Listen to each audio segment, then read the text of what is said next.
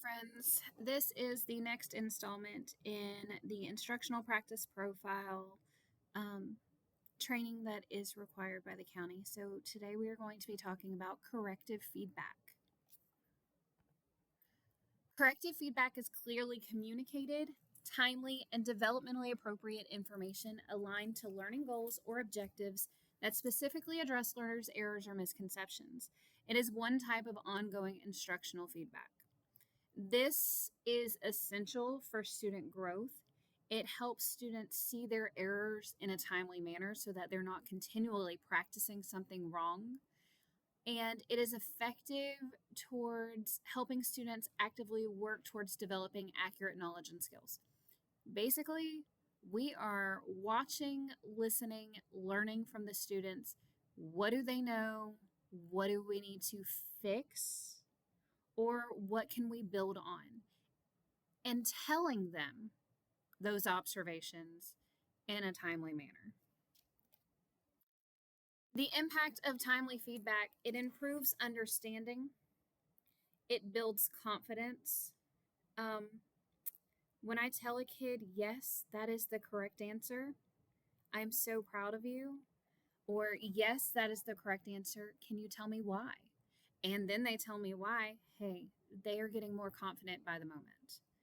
It reinforces strategies. It helps avoid mistakes. Friends, if a child is doing 50 practice problems and they practice it wrong 50 times, they've just wasted their time and caused more work for you. Whereas if we catch the problem that they're having within the first couple of attempts and fix it, then we've saved everybody a headache. It helps with retention. When they hear that they got the answer right, or when they hear that they got it wrong and then work through the process of why it is wrong, they're more likely to remember it. And it motivates students. Make sure that the feedback you're giving kids is developmentally appropriate. The way that I respond to a kindergartner is not the same as the way I respond to my ninth graders this year. You know, when I was teaching kindergarten, if a kid got a question right, I focused on the fact that one, they were participating, and two, that I wanted everybody to see that this kid participated, and hey, here's a Skittle for getting that right. Or if, you know, we were still a week out from payday and I was broke, hey, here's a Fruit Loop, because Fruit Loops are way cheaper than Skittles. But if I did that with my ninth graders this year, I'm so proud of you. You got the answer right. Good job. And gave them a Skittle. One, they're going to eat the Skittle. I mean, they're ninth graders. They're going to eat anything. But they're also going to look at me like I have three heads and probably not talk to me again because they are, you know, debating how they can get me to the local loony bin. So make sure that you are providing this corrective feedback, or, you know, no, that's not quite it. Let's think about it.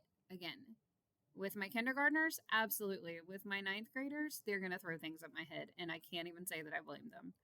Make sure that you are talking to them in a developmentally appropriate manner and providing developmentally appropriate feedback. Okay. With our elementary babies, again, we are focusing on effort, participation, using simple language. Very basic. We're building skills, but we're building them at a basic level. With our middle and high school babies, with middle school, we're gradually introducing more complex feedback. You know what? I see the way that you're thinking, but let's think about it like this. Or, yes, that absolutely is the right answer. Can you tell me why that's the right answer? That forces them to self-reflect, and it helps build on the concept that you are trying to teach or that they are trying to practice to master. High school, same idea, just obviously a little more complex. Example. My kids come in every day. We do grammar practice. That is what their bell ringer is when they walk in the door. Why? Because you guys see the way they write emails. We need practice with grammar. The first two problems that they have to complete are sentence corrections. And we go over it together as a class. At the beginning of the year, we talked about we have to put a comma here, we have to put quotation marks here, we have to change this word to this, we have to add ly because it's an adverb, all of those things. We talked about why. Well, now we're getting to the point, or we have gotten to the point, where they know, okay, what's another correction we need? We need to put a comma here. Why do we need to put a comma here? Because it has to separate the clauses. Why do we need to separate the clauses? Well, because they're two different ideas. It's a compound sentence. Oh, that's fantastic. Or we need to add the word but. Why do we need to add the word but? Because you have to have a conjunction to combine the two clauses together. They've learned with that feedback, yes, your answer is correct, but now tell me why. Or if they give me the wrong answer, no, we don't need a comma there. Why don't we need a comma there? And they have to stop and think about it. That forces them to think more deeply on the topic than just, yay, good job, or no, that's not right. Okay. At this level of their education, we need to be forcing them to think because they're not going to do it on their own. Corrective feedback is a fabulous, easy way to do that. Corrective feedback identifies misunderstandings. If I want to know what my kids know, I start asking questions and listen to what their answers are. I can really quickly figure out if the majority of the class is confused or if it's just one or two kids I need to pull to the side. Again, this is a real quick, informal assessment type of activity that helps me as a teacher know what I need to do. The clarity helps the students understand what needs to be corrected. So when I catch them in the moment doing something that is not okay, we fix it right then. Here you go. I'm a dog person. If you guys follow me on Facebook, I have a small dog addiction. And currently we have a 4-month-old puppy who we are in the process of potty training. Well, he, potties on the floor. We immediately correct him. Why? Because if we just let it sit there and then clean it up and then tell him after the fact, no, you shouldn't have done that, bud, he's not going to know. He's going to be clueless as to what's going on. You hate to say the kids are kind of like dogs, but the kids are kind of like dogs. If you don't correct them in the moment, it's not going to be effective to do it later, okay? So make sure you're paying attention to what's happening in your class as it is happening. Oh, hey, look at that. Bell change. Make sure that you are listening and paying attention as it is happening and fixing it in the moment. All right, we are all adults who are perfectly capable of reading. I am not going to read all of this to you, but I will say at this point in the presentation, I would pause and take a moment to read what is on your screen. So we have key strategies for feedback to identify misunderstanding with sentence starters and questions to ask. If this is something you struggle with, print this particular slide or hey, let me know and I will print it for you. And just kind of have it wherever it is that you generally stand while you're teaching, have it close by. These are quick sentence starters to help you build the repetition in yourself because it doesn't necessarily come naturally. Asking them to elaborate on their thinking doesn't necessarily come naturally. As teachers, we have to teach ourselves how to talk to them. These are great sentence starters and questions to use to help build that skill. Different assessment methods to identify misunderstandings. Again, I'm not going to read it to you, but this is a fantastic um, list of ways to start with that. Important considerations. This I will talk about specifically. Guys, you have to have a positive culture in your classroom. If your kids are scared to talk to you, this is not going to work. They have to be comfortable with being wrong.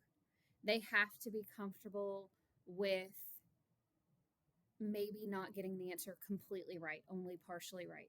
They have to be comfortable in all of these situations.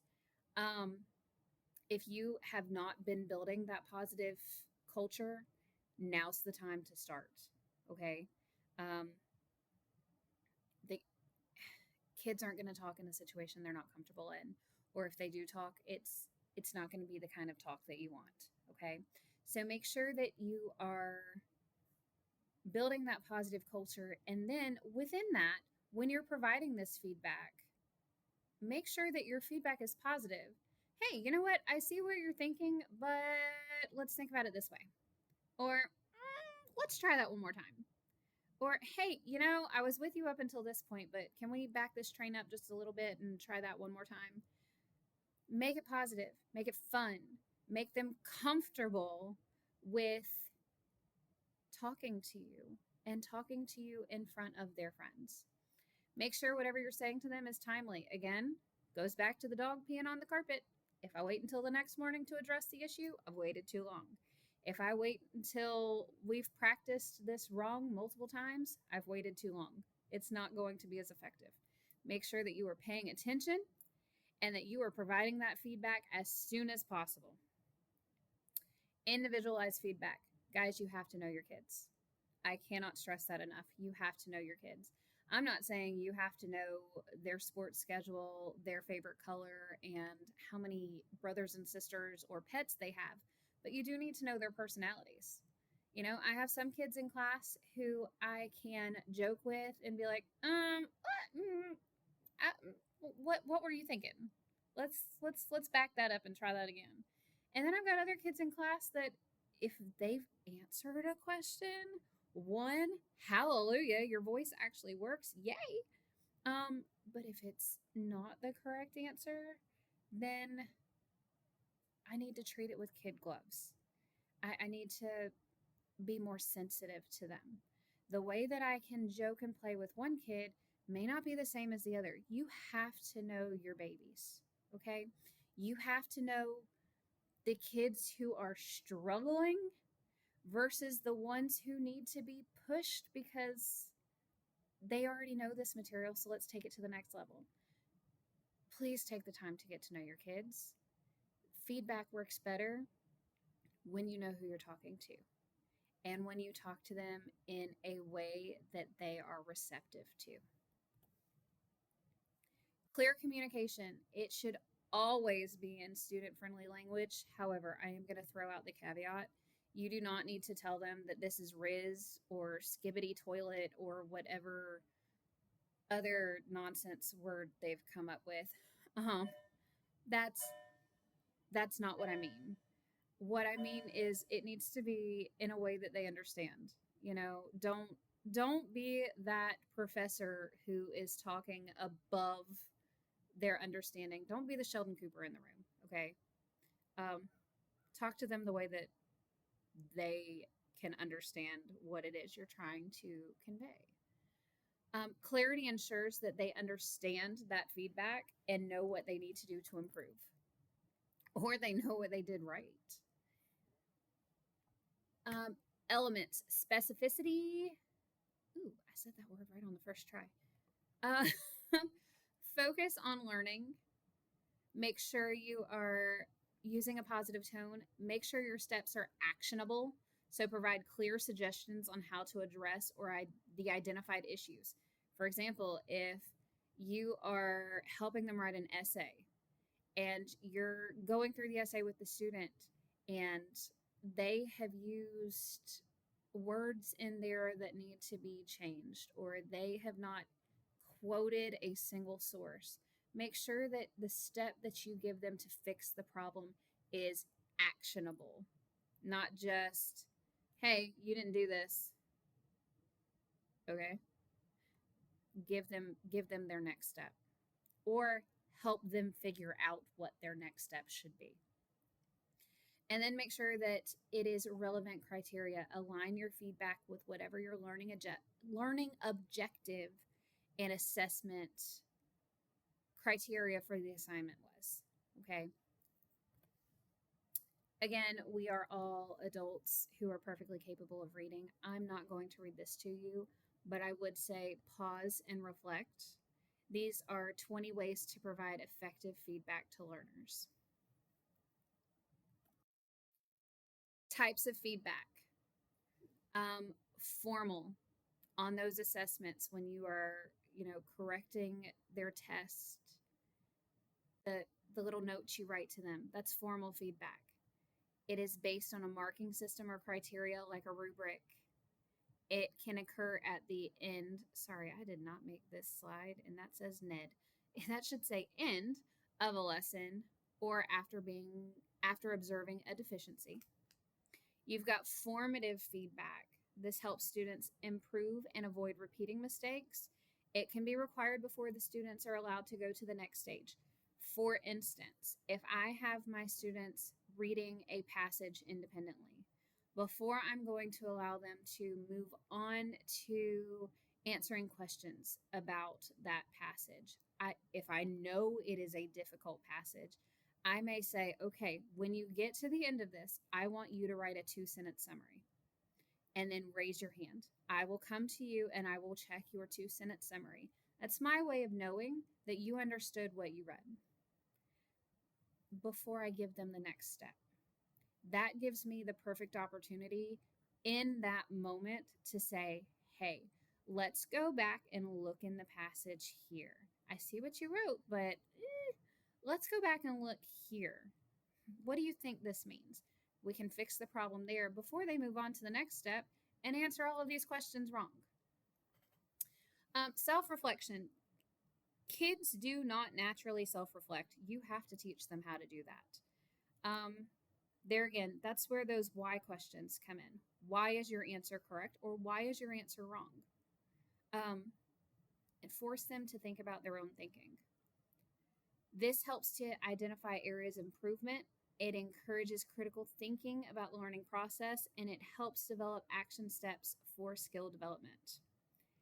Informal feedback occurs spontaneously. This is what you're going to do the most. I mean, this is what happens in those whole group lessons when you're just going through the day, popping out questions, they're answering questions, and you are immediately, yes, that is correct. Tell me why it's correct. Let's try that again. Or go back and look here. Now, what do you think? This can be used to encourage, coach, or guide students. It is short, it is immediate, and it is focused. Make sure you are focused on the task at hand. Whatever your essential question, learning goal is, that's where you need to be focusing the majority of your feedback. Summative is structured and planned feedback. It focuses on the overall performance, concepts, and patterns. It usually occurs at the end of a lesson. And then you have peer feedback. Again, this is something you have to teach. They have to understand how to talk to each other. So if you've got students working in pairs, maybe editing each other's essays, or maybe checking each other's math, they've got to be able to know how to talk to each other, because no, you idiot, what were you thinking, is not really an effective form of feedback. Encourage that collaboration, but make sure that you've given them some parameters. Tell them what they're looking for. Tell them, model it for them. Susie and I are each other's peer editors. Susie's paper looks like this. I'm going to tell Susie that in her introduction, she forgot to include a hook. Or in her conclusion, she did not leave the reader wanting more or wrap up anything. Make sure that they know how to talk to each other, don't just turn them loose to do this, okay? Again, that goes back to that classroom culture. Kids have to be taught how to speak to each other. Feedback for students with disabilities. Guys, focus on what they know, not on what they don't know. Okay? I promise your SWD babies already know that they are lacking in some areas. You don't have to tell them that again. They already know. Focus on what they do know. Or if you are correcting them, try to find the positive and then direct it into, now let's look at it this way. Hey, I see what you're thinking. I love the way your brain is working. But let's look at this way. How can we think about this differently? Or I love that you're making the effort to do this, but let's do this instead. Visual aids, graphic organizers, those types of things can help greatly here. And providing specific repetitive steps, positive, individualized, and focused on their strengths while highlighting their areas of improvement. They already know that they don't know, especially by the time they get to us. A lot of them have a very defeated mentality because so much time has been spent on what they don't know.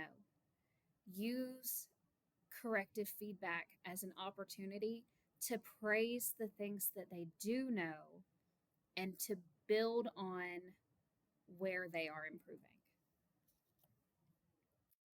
For your ELL babies, if they are talking in class, yay, step one complete. Okay. However, we are kind of just throwing them in the deep end of English and hoping they swim. Well, if I don't tell a kid they have to kick and paddle when I throw them in the deep end, how are they going to know?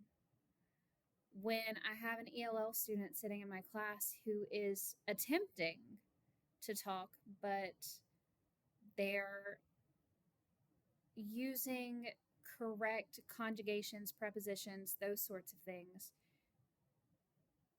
correct them, but don't make a big deal out of it. Repeat the sentence they said, but repeat it to them in a correct manner. So hers didn't like them dog. She didn't like the dog. You are absolutely correct. You see how I corrected them without making a big deal of it? Class word walls are helpful if you have low level ELL babies. Also, labeling the items around your room feels a little silly when you are a middle school, high school teacher, but it can go a long way for your ELL babies. Modeling response and sentence frames. So if we are talking about the effect the character had on the plot, I can provide them the sentence frame. The character blank, which had a blank effect on the plot. They fill in the details.